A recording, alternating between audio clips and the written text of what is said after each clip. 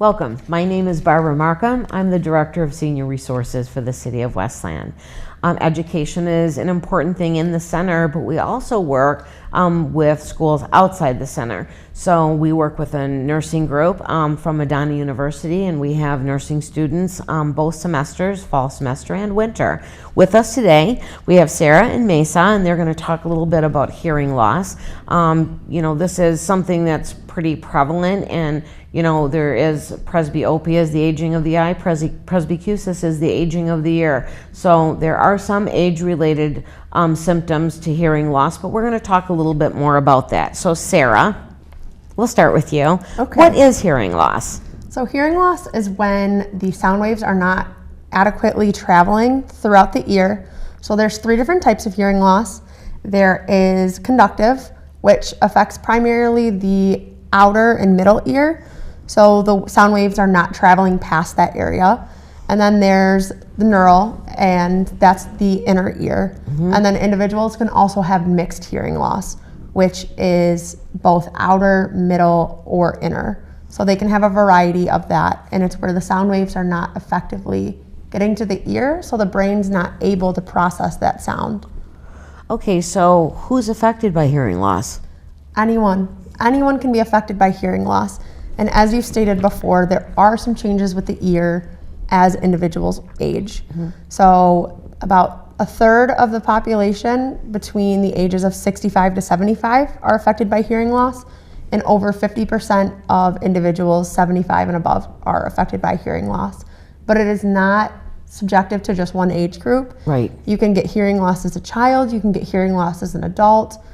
There's a lot of factors that can contribute to it, but it does tend to primarily affect older adults. When people are young, they don't really think about that. And over the course of time, if you work in a manufacturing or you listen to really loud music, it blows me away. At a stoplight, you can hear music 4 cars away, and I think you're going to be sorry for that someday. Mm-hmm. So what are some of the symptoms of hearing loss? There's a lot of symptoms of hearing loss, actually, and sometimes it takes a lot of people to catch on. It's difficult for people to catch on. So it is. And some of that is denial. Yeah, because people can hide it. So when you see people that frequently have to ask for things to be repeated, mm-hmm. or they have a difficult time hearing, you can see people go, that smile. Blank stare, like deer in the headlights, and nod, and you think you're not hearing a word that I'm saying. Yeah, you'll see the smile and nod because people sometimes have, like as you said with denial, they don't want to say, oh, well, I can't hear. Can you repeat that? Can you say it louder? And you'll see a lot of the times too, individuals with hearing loss turning up the television, turning up the radio to very high volumes, mumbled speech. They'll kind of mumble because they can't, sometimes depending on the type of hearing loss, they're unable to hear themselves to an extent. So you'll see that as well. And sometimes you can see, depending on how long they've had the hearing loss, the degree of it, some social isolation. People will start to distance themselves from social situations because they don't want to encounter situations where they can't hear, and they have to admit to individuals, I can't hear what you're saying, you're mumbling, you're talking too fast, you're talking too quiet. So you'll see that often, but some of the biggest ones are blank stares when people are speaking, having to constantly ask, can you repeat this question? Yeah. And the volume, listening to the volume that people are at. Sometimes you walk into a room and you feel like, oh my gosh, this is blasting. Mm-hmm. Well, they can barely hear it. So paying attention to some of those little factors can definitely indicate hearing loss. Well, I've got to tell you, there is a story. I can so relate to hearing loss because I went to Europe. And I started to get sick over and get a cold. Well, when I flew back at 50,000 feet for 9 hours, I landed on the ground and I literally couldn't hear. My ears were plugged for a month. I sat at a staff meeting and the mayor's talking away, and all of a sudden I notice everybody's looking at me, and I look around, he goes, you didn't hear a word of that, did you? And it was like, no, I didn't. It took a month for my ears to, they said, oh, eventually it'll come back. It was literally 4 weeks. My son has worn hearing aids, Corey, and since he was young, he had tumors in his ears, and they had to completely restructure them. So and now his ears, your ears will clean themselves, and now he has to go in every 6 months and ream them out. He bleeds when he sleeps at night. But so, hearing loss in our family is pretty common, and thank goodness. Like at Madonna, there's a large deaf community, and we have also, ASL classes, American Sign Language, at the center. So I think with disabilities and everything, people are more accepting of hearing loss. It is prevalent. My aunt never did well in school, and they wondered why, and she's really completely deaf.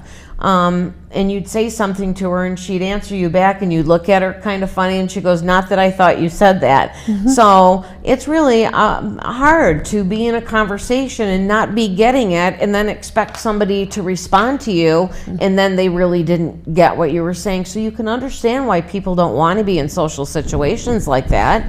Yeah. And they can understand to an extent too, like people can read lips. So I can stare at you and read your lips and understand to an extent what you're saying, but you start to miss things with that. So people can try and hide it by doing things like that, but they don't fully get the conversation. Right. And I think a lot of it has to do with people being nervous to admit it. And it's a change. It's a big change for them, especially if individuals have been able to hear their whole lives. And it's great. Sometimes it's so gradual that they don't know it, and they just, it is denial. And then they compensate for that until they can't compensate anymore. What are some of the risk factors for hearing loss? Are there risk factors? Oh yes, there are a lot of risk factors actually. And like you mentioned before, loud noises, exposure to loud noises. So concerts are one of the highest decibels, where you're getting that constant high decibel sound for concerts are 3 or 4 hours. So you're getting like a lot of exposure to very loud noises, and that over time will do damage. Environmental. So if you work in an area like manufacturing or like cement, where they pound cement with jackhammers and a lot of those where you're getting. It could be from work, it could be even just depending on living environment. So those are all big factors that can contribute. Genetics. Hearing loss can have a genetic predisposition, and it's seen that most Caucasian males tend to be at the highest risk for hearing loss. And then there's other factors that can contribute into that, but Caucasian males are at the highest risk for hearing loss. Interesting. So, hearing tests are pretty easy to. I mean, we do them at the center. We have seminars regarding that, and it's not hard to get a hearing test. And now, let me ask this: can hearing loss be prevented? So hearing loss can be prevented to a degree, and I think it is actually up to each individual what they want to expose themselves to and what situations they want to put themselves in, like going to concerts or being in the workplace where you are exposed to those loud noises every single day.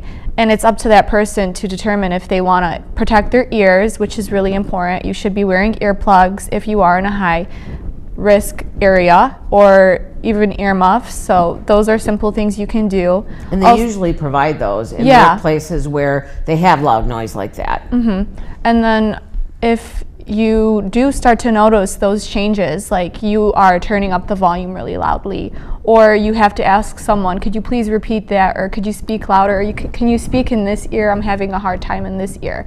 So if you are noticing that, it's important to reach out to a doctor, because that's the first step to get the help that you need before it gets worse. What the actual problem is. Yeah, before it gets worse. So noticing the changes so you can get help as soon as possible. Now, it's really hard because seniors are on a limited income. Social Security was never meant to live on, but unfortunately, a huge part of the population does not plan for that. So many people are really counting pennies, and hearing aids are expensive. They are. So let's talk a little bit about that. Okay. So hearing aids are typically $1,500 to $3,500 per ear, which is really expensive. And a lot of people don't have that kind of money.